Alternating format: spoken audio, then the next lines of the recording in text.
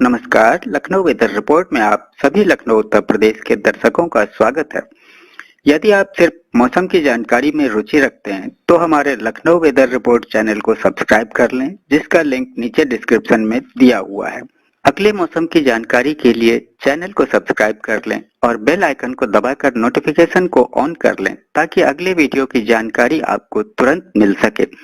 और हाँ, comment box में अपने जिले का नाम जरूर लिखें ताकि हम आपके जिले से जुड़ी मौसम की जानकारी दे सकें। तो आइए जानते हैं लखनऊ सहित उत्तर प्रदेश के मौसम का हाल।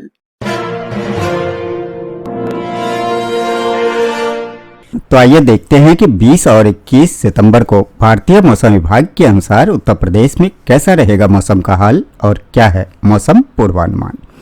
भारी बारिश से उत्तर प्रदेश के कई जिलों में बाढ़ का असर।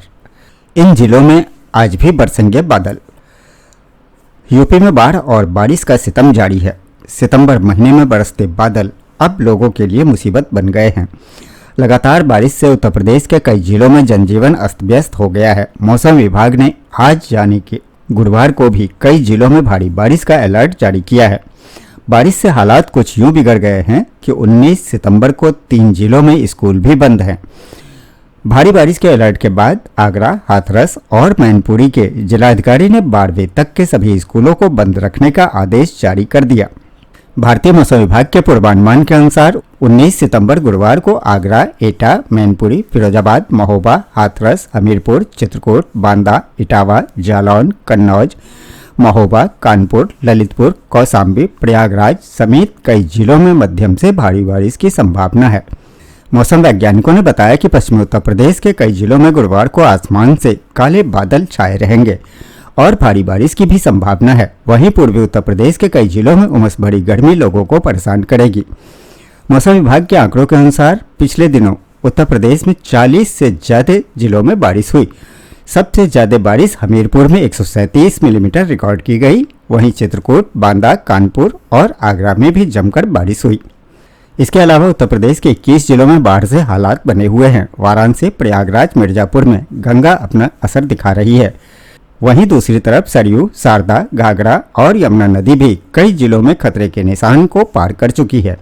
इन सभी हालातों के बीच गंगा और यमुना का जलस्तर स्थिर होने के बाद अब सहायक नदियां उफान पर है, जिसकी वजह से बाढ़ का खतरा बरकरार है। बाढ़ के पानी के कम होने की धीमी रफ्तार के कारण कई क्षेत्रों में निचले इलाकों में मकान डूब गए हैं। वहीं बाढ़ प्रभावित क्षेत्रों के लिए एक राहत भरी खबर यह है कि गंगा का जलस्तर फिलहाल स्थिर है। बाढ़ खंड की बुलेटिन के अनुसार बृहस्पतिवार को भी गंगा के जलस्तर में कमी दर्ज की गई है। इसी तरह यमुना का जलस्तर भी घट रहा है। प्रयागराज जनपद से गुजरने वाले ससुर खदेरी, मनसैता, टोंस, बेलन, गोरमा, लापड़ी, टुडियारी आदि नदियां भी उफान पर है, जिससे इसके किनारे के रिहायशी इलाकों में मुश्किल हालात हैं। घरों में पानी भर गया है और खेतों में फसलों के ऊपर से पानी बह रहा है। फसलें बाढ़ में बर्बाद हो गई हैं। गंगा और यमुना का जलस्तर तेजी से बढ़ने के बाद सहायक नदियां चंबल, केन और बेतवा भी उफान पर हैं। कई जिलों से होते हुए प्रयागराज में पानी पहुंचा तो वह बाढ़ का रूप ले लिया। यमुना के सापेक्ष शुक्रवार को गंगा का पानी धीमी गति के साथ बढ़ा था। यमुना का वेग इतना अधिक था कि कई इलाकों में कमर तक पानी भर गया था। बहरहाल बाढ़ का खतरा अभी पूरी तरह से टला नहीं है। नदियां उफान पर हैं तो करीब 1 मीटर की गिरावट के बाद जलस्तर फिर स्थिर हो गया है, यानी गिरावट थम गई है। इसके बाद बाढ़ में फंसे लोगों की मुश्किलें और बढ़ गई है। प्रशासन ने भी घर जाने के लिए तैयार लोगों को राहत शिविरों में रोक लिया है। गंगा और यमुना का जलस्तर चेतावनी बिंदु को पार करने के बाद खतरे के निशान के करीब पहुंच गया था। इससे बड़ा इलाका बाढ़ की चपेट में आ गया है। बघारा, सलोरी, बलेरी कछार, राजापुर, गंगानगर, नेवादा समेत अनेक मोहल्लों के हजारों मकान डूब गए हैं। इस वजह से बड़ी संख्या में लोगों को घर छोड़कर अपने रिश्तेदारों के यहाँ जाना पड़ा था। कई लोग प्रशासन की ओर से बनाए गए राहत शिविरों में पहुंचे। इस बीच बाढ़ का खतरा तो बना हुआ है, लेकिन सोमवार दोपहर से जलस्तर में मामूली गिरावट दर्ज की जाने लगी थी। लेकिन बुधवार शाम को जलस्तर में गिरावट फिर थम गई। हालांकि बढ़ोतरी भी दर्ज नहीं की गई। बताया जा रहा है कि गंगा और यमुना की सहायक नदियों में पानी तेजी से आ रहा है। इसके अलावा पहाड़ों पर तथा पश्चिमी उत्तर प्रदेश में तेज बारिश का क्रम जारी है। इससे नदियों के जलस्तर में गिरावट रुक गई है। इसी के साथ इसमें एक बार फिर बढ़ोतरी की आशंका बन गई है। इसके अलावा नदियों में बहाव भी तेज है। इससे बाढ़ में फंसे लोगों की मुसीबतें और बढ़ गई हैं। 2 दिनों में पानी 1 मीटर से ज्यादा नीचे आ गया था। पानी छोड़े जाने की अभी सूचना नहीं है। बारिश एवं सहायक नदियों का ही पानी आ रहा है। ऐसे में उम्मीद है कि 2-3 दिनों में पानी निकल जाएगा। राजापुर के बाढ़ पीड़ितों के लिए ऋषिकुल विद्यालय में बने राहत शिविर में बुधवार को राशन किट का वितरण किया गया। जलस्तर में कमी के बाद कई लोगों के मकानों से पानी निकल गया है।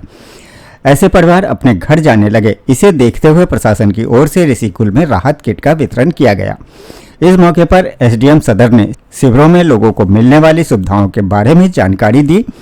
प्रशासन की ओर से राहत शिविरों में बाढ़ में फंसे लोगों तक नाव से खाने के पैकेट भी पहुंचाए। बाढ़ प्रभावित लोगों के बीच छोटा बघारा, सलोरी आदि इलाकों में इस दौरान एनी बेसेंट स्कूल में बने राहत शिविर में मेडिकल कैंप भी लगाया गया। वहां उचित परामर्श के साथ ही दवा का भी वितरण किया गया। बाढ़ की वजह से फसलों को भी नुकसान हुआ है। गंगा पार में बाढ़ की चपेट में आने से पूरी फसल चौपट हो गई है। इस नुकसान का किसानों को मुआवजा दिया जाएगा। इस बाबत नुकसानों का सर्वे कराने का निर्णय लिया गया है। बाढ़ का पानी निकलने के बाद राजस्व एवं कृषि विभाग की संयुक्त टीम नुकसान का सर्वे करेगी। उस आधार पर किसानों को नुकसान की भरपाई की जाएगी। जलस्तर में कमी की वजह से सैकड़ों घरों से बाढ़ का पानी निकल गया है। ऐसे परिवार घर जाने की तैयारी में हैं। हालांकि प्रशासन की ओर से अब काफी छानबीन के बाद ही लोगों को शिविरों में प्रवेश दिया जा रहा है। चूंकि शिविर में आए परिवारों की वापसी पर राशन किट वितरित की जाएगी, इसके लिए भी लोगों के शिविरों में आने की शिकायत हुई है। इसे देखते हुए सख्ती बरती जा रही है। गंगा और यमुना का जलस्तर बढ़ने के बाद निचले इलाकों में पानी भर गया है। इससे लोगों की मुश्किलें बढ़ गई है। हालांकि नाव से सुरक्षित स्थानों की ओर लोगों को ले जाया गया। तो ये था लखनऊ व उत्तर प्रदेश के मौसम का हाल व जानकारी। वीडियो को लाइक व शेयर करना न भूलें ताकि सभी को इसकी जानकारी मिल सके। मिलते हैं अगले वीडियो में। तब तक के लिए जय हिंद, जय भारत, जय किसान।